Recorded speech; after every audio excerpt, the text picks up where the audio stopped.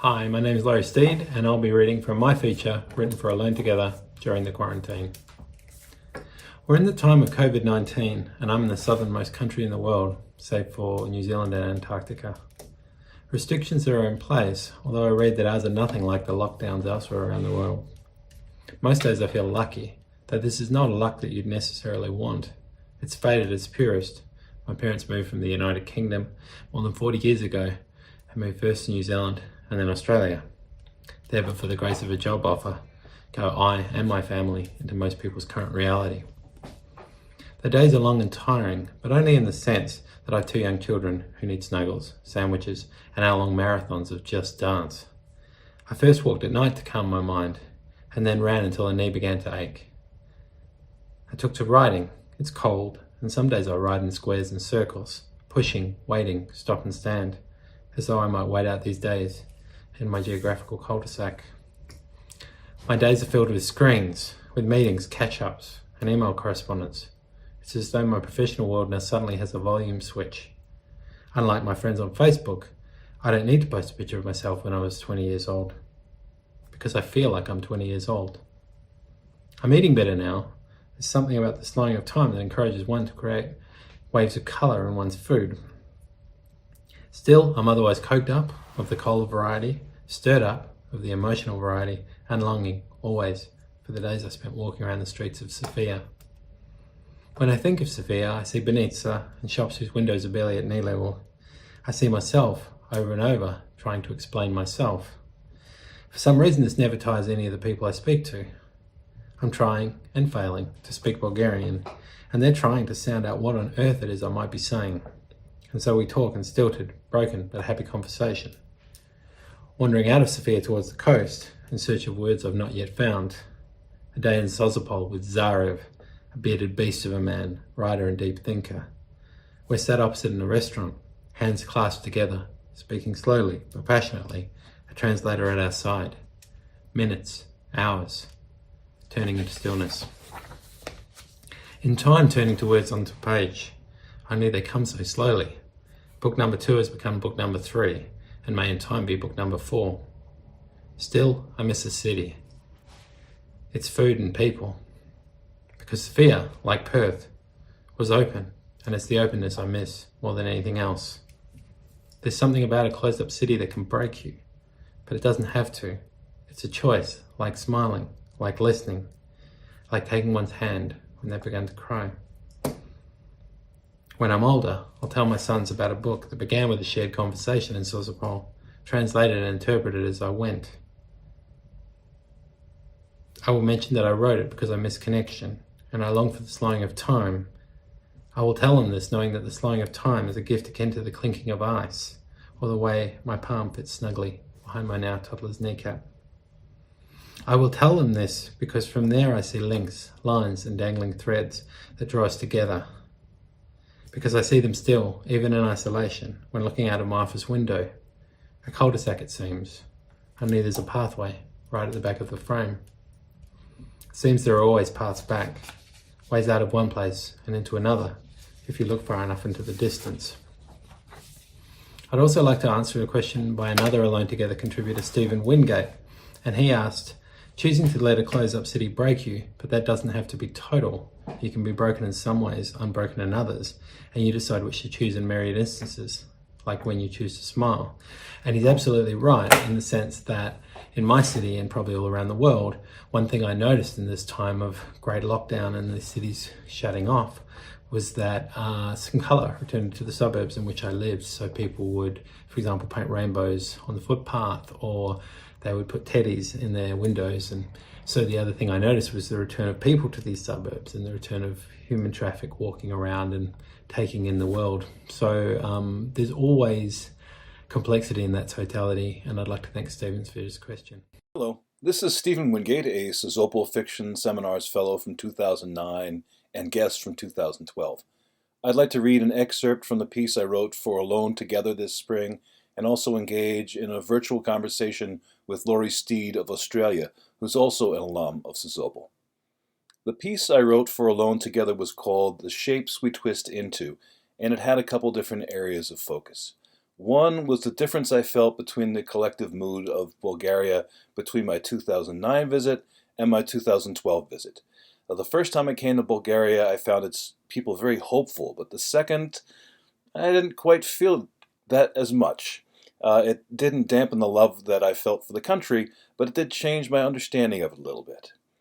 The other focus, and the thing that's become a big concern for me and what I want to talk about today, is that America is going through something that Bulgaria has experienced many times before, and that is the feeling that our government isn't necessarily on the side of its citizens. Some Americans have always felt this way, and for good reason. But in my 50-some years, I've never seen quite so many Americans feeling that their government didn't have their best interests in mind. Here are some excerpts from that piece. Vastly more Bulgarians I met talked about wanting to leave their home country in 2012 than in 2009, and they talked about it more stridently. I think back to this phenomenon when I compare America today to America before the November 2016 presidential election and its massive cultural swing from center-left to hard-right. How far down the sinkhole of its own darkness America wants to dive is anybody's guess, because America isn't used to such rapid swings in national identity, and American psyches aren't either.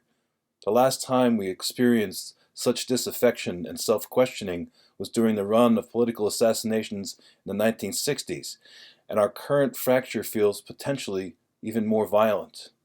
But Bulgaria is more used to national disaffection, since it has survived Ottoman rule, communism, a rickety transition to European-style capitalism, and multiple quick regime changes. America, protected from its darkness by its willful self-delusions for so long, is no longer able to maintain our facade, and we're learning hard truths the hard way. So I look out my writing room window, asking what lessons Bulgaria has for America, because it has to know something to survive almost 1,500 years, doesn't it? I wrote this piece before America's catastrophic failure to stem the tide of the COVID-19 pandemic, which has shocked many Americans, and I think people all over the world.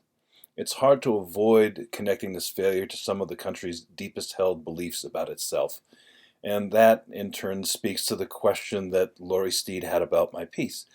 He references the title of the essay, The Shapes We Twist Into, and wonders how much of that is survival instinct and how much of that is hope. And can hope and frustration coexist as one seeks to redefine one's society? I think that if you multiply hope times frustration times survival instinct, you get desperation.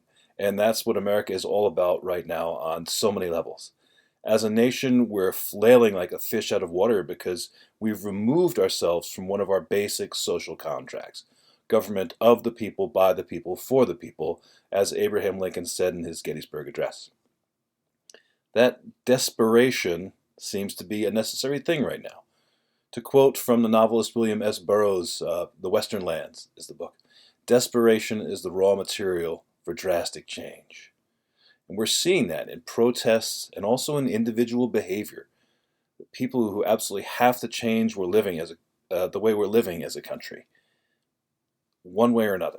They just got to change in one direction or the opposite. And this is shaping everything that happens all throughout the country because we're in a continuous state of internal conflict. Laurie also commented that the greatest damage our current leadership has done is to convince us that the American underbelly is the truth of America. And I completely agree with him on this. That underbelly, slavery, wholesale murder of indigenous peoples, systemic racism and sexism, glorification of violence, rampant self-interest, you name it, is being unapologetically glorified right now. It's as if a certain proportion of our population just wants to enshrine it as what made America great in the first place. Laurie wonders that if we're lucky, time might steer us back from this precipice. I would love to feel that time is going to heal the wounds of America, but the other half of that William S. Burroughs quote is, only those who can leave behind everything they ever believed in can hope to escape. I think we're at a point of division in American culture where writing things out and waiting for a return to normal isn't going to work because, as so many people have pointed out, normal is part of the problem. Normal is the glorification of the American underbelly, which has been with us for a long time but hasn't been foregrounded. We've been the most powerful nation on earth since World War II because we're the best killers. We're the ones who dropped the atom bomb, after all. But we've kind of covered that up until we couldn't cover it up anymore. And right now, our underbelly has become the face we show to the world and to each other.